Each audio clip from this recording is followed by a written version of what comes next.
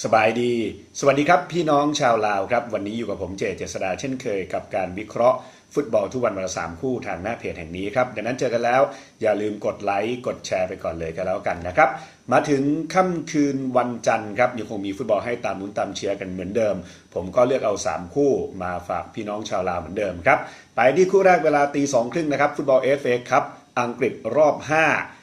หรือว่ารอบ16ทีมสุดท้ายนะครับเชลซีจะเปิดบ้านเจอกับแมนเชสเตอร์ยูไนเต็ดเชลซีรอบที่แล้วเนี่ยเปิดบ้านชนะเชฟฟิลด์เวนส์เดย์มา3-0นะครับคืนวันนี้เนี่ยซารีก็น่าจะกลับมาใช้ผู้เล่นตัวหลักหลังจากที่บางคนได้พักในเกมยูโรปาลีกที่บุกชนะเมาโมนะครับพวกเปโรโรดริเกสเอเดนอาซาครับรวมไปถึงกอนซาโลอีกัวอินก็พร้อมลงเล่นฝั่งของแมนเชสเตอร์ยูไนเต็ดรอบที่แล้วเนี่ยบุกชนะอาร์เซนอลมา 3-1 นะครับคืนวันนี้เนี่ยตรงกลางคาดว่าไม่น่าจะปรับทัพพวกมาติชเอเรล่าป็อกบานะครับข้างหน้าแรดฟอร์ดลูกากูก็มีโอกาสได้ลงเล่นร่วมกันนะครับอย่าลืมว่าแมนยูก็ลงเล่นในแชมเปี้ยนส์ลีกแล้วก็แพ้คาบ้านให้กับปารีสมา0-2เรียกได้ว่าสภาพร่างกายไม่ได้เปรียบเสียเปรียบนะครับคู่นี้ถือว่าเป็นการรีแมตช์คู่ชิงชนะเลิศเมื่อปีที่แล้วนะครับที่เชลซีชนะ 1-0 ในรอบชิงก่อนเกมเนี่ยแฮนดิแคปเปิดมาเชลซีต่อครึ่งลูกนะครับผมมองว่าคู่นี้ใกล้เคียงสูสีมากนะครับแม้ว่าแมนยูจะเพิ่งแพ้ปารีสแซงต์แชร์กแมงมาเป็นเกมแรกของโซชาแต่ว่าเกมนี้จะต่างออกไปครับเล่นในกองอังกฤษดูแล้วผมว่ากัดฟันเชียร์แมนยูดีกว่าครับคืนนี้ดีพอที่จะไม่แพ้ใน90นาทีนะครับคู่ต่อมาเวลาตี 2:30ครับเกาโชซิลาอิตาลีโรม่าอันดับ6เปิดบ้านเจอกับโบโลญญาอันดับ18โรม่ามีอยู่38แต้มนะครับเกมล่าสุดในลีกบุกถล่มเคียโวมา3-0ครับคืนวันนี้เนี่ยจะไม่มีพาทริกชิกกับเจกิสอุนแดที่ยังเจ็บนะครับตัวหลักจะเป็นเซฟานเอลชาราวีกับเอดินเชโกฝั่งโบโลญญาเนี่ยมี18แต้มครับเกมล่าสุดเปิดบ้านเสมอเจนัวมา1-1คืนวันนี้โรเบโตโซเรียโนเฟเดริโกซานตาแดนะครับพร้อมลงเล่นเกมแรกที่เจอกันโบโลญญาเปิดบ้านชนะ 2-0 นะครับคืนวันนี้แฮนดิแคปเปิดมาให้โรม่า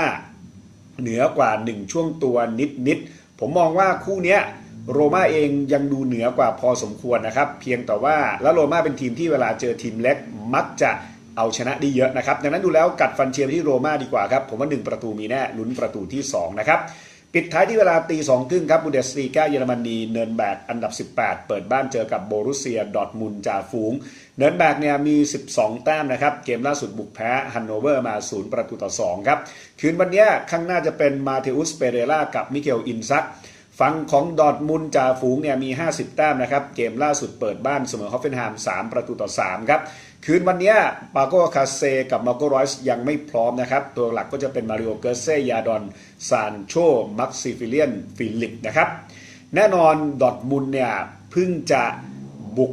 ไปโดนสเปอร์อัดมา0-3ในแชมเปี้ยนส์ลีกนะครับแถมผลงานในลีกก็เสมอมา2เกมติดเรียกได้ว่าบาเยิร์นไล่จี้มาเหลือ2แต้มแล้วนะครับ